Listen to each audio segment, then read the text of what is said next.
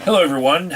I'm going to answer some more questions from my commenters, and this one's from Cold War 45, and it might be a little out of order from what they're expecting because Poseidon Kickladon started this off by asking me something about Kathy Griffin, but I'm going to get to her in another video after this. There's a reason why I'm answering these in this order. It's deliberate.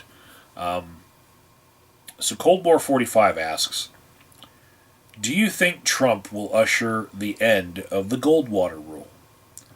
I've seen quite a few psychiatrists and psychologists seemingly breaking it by commenting on Trump's mental health. My opinion on this is no, it certainly will not be the end of the Goldwater rule. And I feel like it's mostly to do with psychiatry and psychology, all of psychotherapy really having this renewed sense of urgency that we need to stick to our ethics. We need to drill ethics into up and coming psychotherapists because there have been a lot of problems, such as dual relationships where a psychotherapist will become someone's lover, and that is taboo and unethical and wrong, and also things as little and trifling as the secretary of a place where psychotherapy is done selling, say, school chocolates or Girl Scout cookies or Boy Scout popcorn to the clients and having a little sign up sheet there, for, hey, you want to buy something for my kid? That shit shouldn't happen because of the whole dual relationships thing. And one of the ethics of psychotherapy that is behind the Goldwater rule is confidentiality, right? The two things that hold the Goldwater rule up presently, not like in the context of when it was initially formed, that first decade, now we hold to the Goldwater rule because of confidentiality. And this means that you have a duty to not disclose someone's mental health condition to the public, to anyone, right? And you also you don't make a diagnosis of someone without having met them yourself, and so also you don't disclose what people say in your sessions with them without a written release of information, to break their confidentiality. And so if they don't give you this permission, you don't share anything, It's you, the client, the four walls, and everything stays in there. It's kind of like what happens in Vegas stays in Vegas, right? So, yeah, you're not supposed to look at someone on the TV and say, you know, based on what I'm seeing there, I would give this diagnosis. It's basically against so many different ethics that like kind of intersect at the same time. And so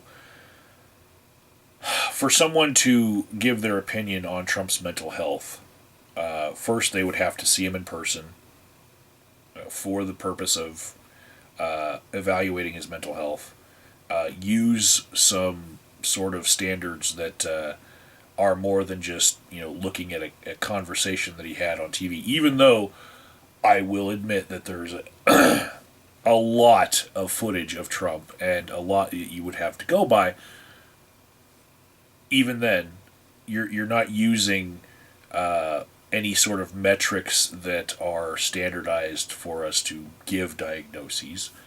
And so, also, you would have to get his permission to tell the whole public, oh, this is the state of his mental health. And is he going to give that? No. No, it's not going to happen.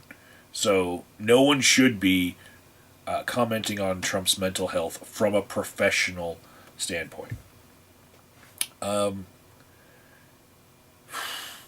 yeah, the press for having stricter ethical standards and keeping our profession clean, I think it has to do a lot with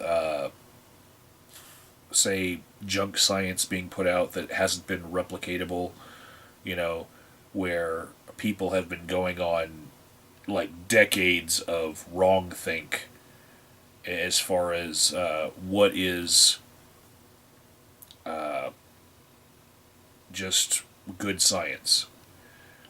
There's actually a special rule, a law in Colorado that you're not allowed to do rebirthing, and that is smothering someone in a blanket and reenacting the birth process by releasing them from the blanket because someone was suffocated with a blanket, and they looked into the science behind it, and it was junk science anyway. And this person had been doing this rebirthing technique and probably scarring a whole bunch of people.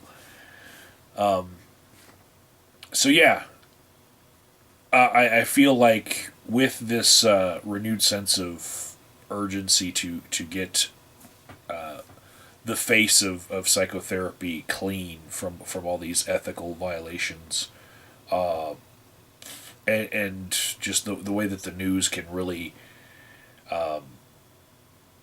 amplify individual cases to where like there can be less ethical breaches in the profession and still it can get more news coverage because the ethical breaches that you see are so insidiously evil sometimes that like it really does garner a lot of attention, even though a lot of professions have cleaned up quite a bit. They just have this bad rep nowadays.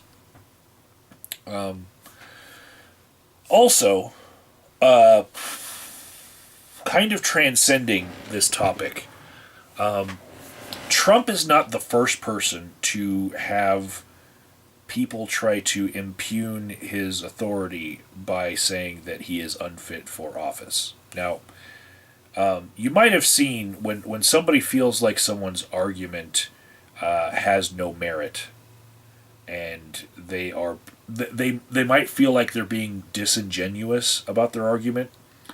They'll say something like, "You're either evil or you're crazy, one of the two," right? And and even though that dichotomy might be false in this situation, you'll hear this being put out as like the options for what's going on when somebody makes a really stupid argument, right? Or an argument that you really disagree with. You're either stupid, incompetent, or criminally insane and evil, right? So if we look at the presidents that happened during my lifetime, right? I'll say that Jimmy Carter was portrayed by Republicans as being somebody who was so nerdy that he didn't have any common sense. Like, it was said that he could probably name every nut and bolt on the Boeing 747 and tell you how everything on it worked, but he probably couldn't iron his own clothes. That was the kind of narrative they tried to put forth about Jimmy Carter, that he was very technically proficient with nerd knowledge, and that he was kind of robotic. And that actually came back into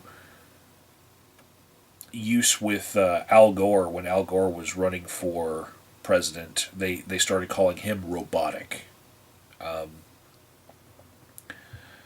If you look at Ronald Reagan, he was said to have had dementia and Alzheimer's disease, and this actually might be true, but it was one of those open secrets.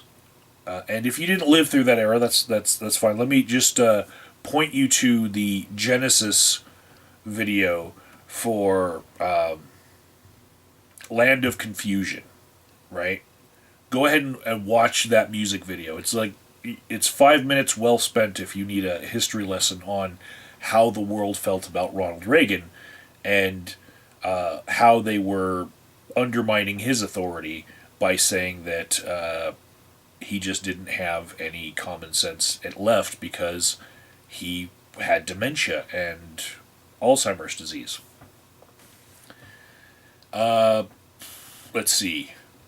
If you go towards the Bush senior presidency, it was a lot quieter, right? That was one president that didn't get a lot of people saying that he was stupid. It was more like he's evil. That would be what the Democrats would portray him as, and that would come back later with his son in that administration, and it was used on Dick Cheney, and we'll get to that in a second. Next was Bill Clinton, who was portrayed by Republicans as evil, right? Especially immoral. They would not let up on the whole "you got a blowjob from one of your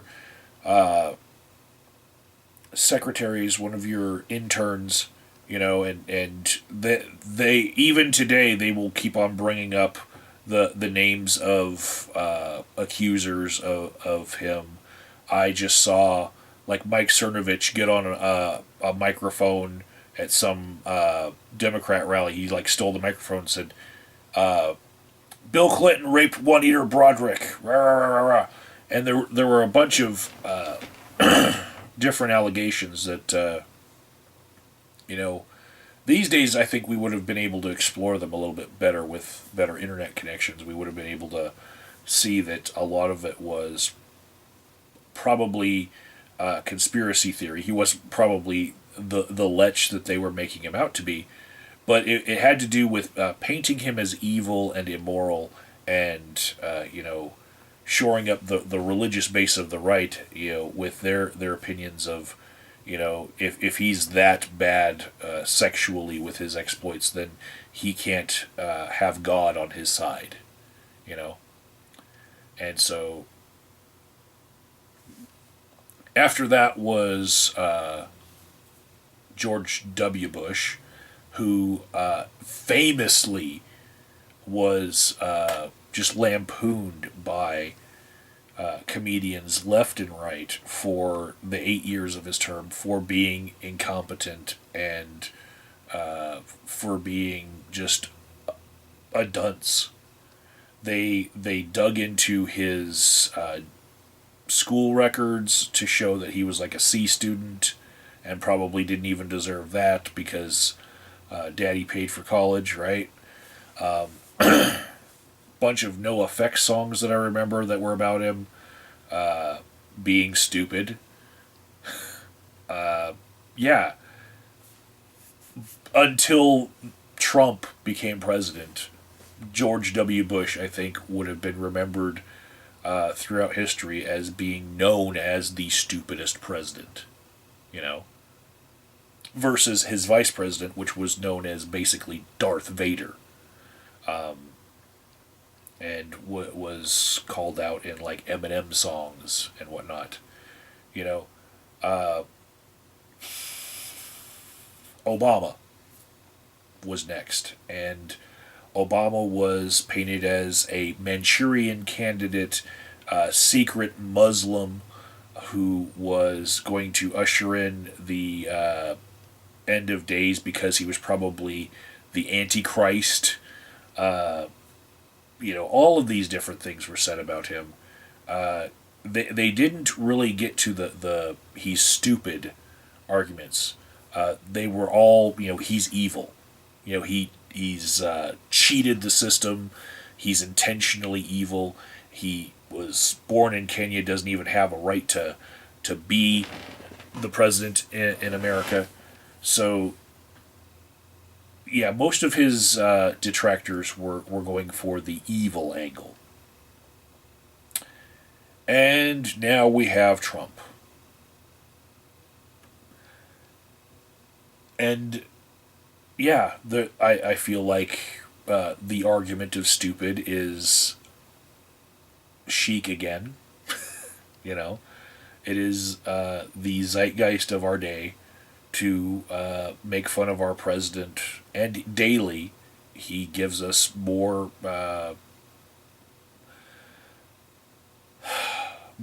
subjects to lampoon him on. That's what I'll say about that. But if you're looking at this through a perspective of what's happened to each and every president in my lifetime since the advent of television, okay,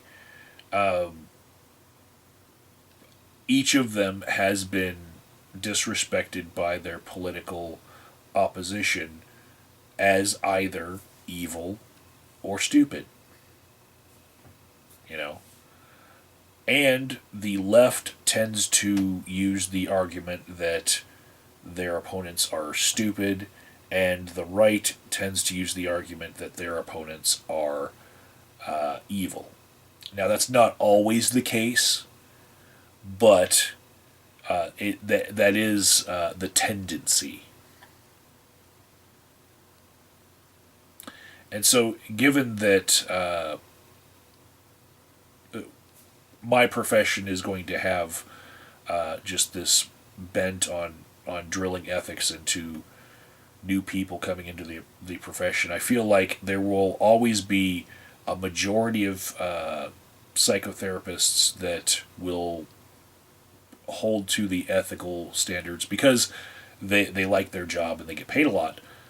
And then there will always be those few edgy people, especially those at the end of their career who don't have much to lose, who want to, I guess, stoke their generativity and want to give back to the world before they die.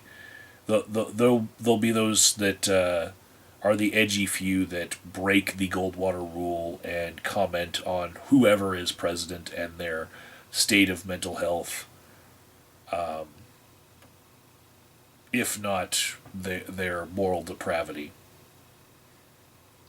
which, people in my profession are not supposed to be judgmental on those moral issues with their clients, but, the president is not our client. So I hope I've answered that question pretty well. I'll get on to the whole Kathy Griffin aspect of things in the next video.